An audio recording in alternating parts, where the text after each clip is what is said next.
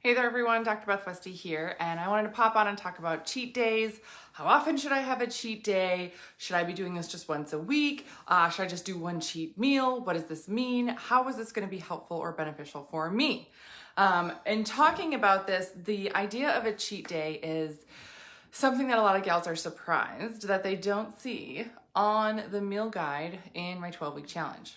So if you are not on the wait list, by the way, I'm going to put a link right for you. Nope, that's not it. Nope. Oh my gosh, I'm pressing all the wrong buttons here. There we go. For you to get on the wait list for the next 12-week challenge. Included in that challenge, we do a Dutch test and everything else, which I'm going to talk about some of the ramifications of cheat days on your hormones and everything else in a little bit on the same video. But I don't have cheat meals built in, and I don't have cheat days built in to my protocol. And you might be asking, why? Why would you do that? Why would you not have a cheat day? That's how all meal guides are supposed to go. You restrict and you follow something really, really, exclusively, and then you can just go hog wild, right? Because if you're wondering, gosh, what is a cheat day? It's basically eating more or eating differently on one day, maybe it's a Saturday or a Sunday, than you do during the week. And this is not necessarily just a bad thing, right? Some people are like, oh, it's terrible, don't do that, right? There's some pluses and minuses to it, and it's important to understand how this can fit in for you, for your lifestyle, and for your goals. So benefits of doing a cheat day. So let me rephrase, let me jump back. I don't have them in the 12-week challenge because I like to encourage women to enjoy their foods on a regular basis. If you like to have a small treat after dinner every day, then do that. That's what I prefer. I like to have a small bit of dark chocolate. I like, they're called Enjoy Life. They're like gluten-free, dairy-free, like little chocolate chunks. Oh, so good. Small handful every day. Every day. That's fine. I am totally satisfied and satiated with that because I love chocolate. I love chocolate. Yeah. But some people, they don't want to have something every day and they prefer to have a little bit more once a week. That's totally fine too. One way is not better than another. And my thought process behind this is that that little bit of treat is not going to ruin your metabolism. That's not what holds you back from getting results. It's not because you put 2 tablespoons of creamer in your coffee, right? Your metabolism isn't working hard enough for you on a regular basis, right? So then we feel guilty if we have a little treat and we're thinking that that's what's holding us back and keeping us from getting results. Yeah. So I don't have it built in because I want to encourage women to have a good, cycle overall, to have a good flow of eating how you want to eat for your lifestyle.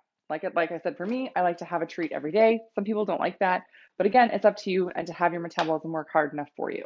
So cheat day, just meaning that you're eating differently, right? And that's typically because people restrict so much during the week. Now, benefits of this, because there are benefits to this, this can actually keep your system guessing. What does that mean? If you eat the same all the time, your body will actually acclimate to that. It down regulates your metabolism. Your system figures it out, and your body wants to be as efficient as possible. That includes your metabolism. So it will downshift, not work as hard for you just because you're eating the same all the time, eating the same foods, eating the same way all the time. So it says, meh, I don't need to work as hard because nothing's different. When you shift what you're eating, how you're eating, caloric amount, nutrient amount, things like that, it actually shocks your system into working harder for you.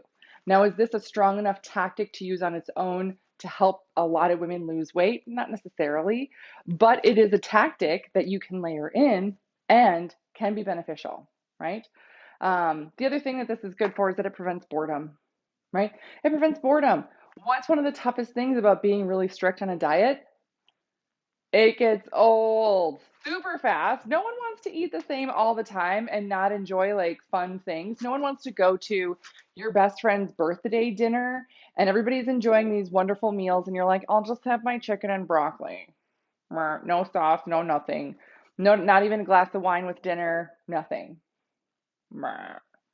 It gets boring. And unless you love eating like that your whole life, you're not going to stick with it. So why try and force yourself to do something that you're not going to stick with? Let's be realistic about it. Let's just lean into that difference and say, okay, I'm going to incorporate having treats or things when I want, but yet still keeping within a parameter to keep me moving forward. Now, what are some of the risks of this? Overdoing it.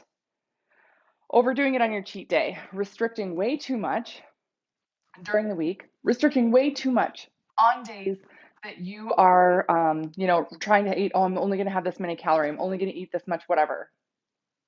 And then when it's time to, indulge, you're like, oh, instead of having a little bit of chocolate, you have 8 chocolate bars. Whoops. Whoops. Yeah, that's worse. I would rather you have a little bit of chocolate every day than eat 8 chocolate bars once a week. Yeah. So that's the risk there. And then in terms of cyclic habits, this can be a benefit or a hindrance for you. And one of the things I teach women is how to eat for the hormones and cycle. That's what my book, The Female Fat Solution, is based off of, which is, found on Amazon. The Eat for Your Cycle method. If you don't have a cycle, there's the Female Menopause Solution, also on Amazon. But to eat in a cyclic manner for women is really, really beneficial, as long as you're doing it within parameters and it's helping you move forward. If you feel like the cyclic habit of eating is not that you're doing it purposely, but that it's just you, I got so hungry and then I ended up binging on chips in the pantry and I'm gonna call it a cheat day now, right? Do it with purpose. When you get enough nutrient, get enough protein, all these other things, you don't have to have a cheat day. You don't have to look forward to it. You don't have to feel like you suffer and just wait and to indulge in the things that you want to indulge in. One of my favorite things that the women say in the 12-week challenge is they talk about how full they are in terms of, the fuel and food that they're getting and how they don't have cravings anymore. Their sugar cravings go away, all that stuff. And that when they do want to indulge in something or, oh yeah, my kid made cupcakes, so I'm going to have a cupcake. I actually got too full and it was too sweet for me, so I didn't even finish it, where normally I would eat like 5 cupcakes at once. That's amazing, right? That's what I'm talking about, where you can use and utilize having treats whenever you want. Yeah. So it's a very different way to look at it. It's a different way to support your body and your system. But again, it's a different way to look at this for the female body. Now, hormonally, when we look at this, so I'm going to bring up, because one of the things people talk about with cheat days, you think about, blood sugar and all that stuff. Sure, right? But your system has to respond to that. So it is going to impact your cortisol levels. And this is something we look at on the Dutch test when we do your 12-week challenge. Or in the 12-week challenge, you get a Dutch test when we look at those things. The other thing to think about too is the full impact on your body.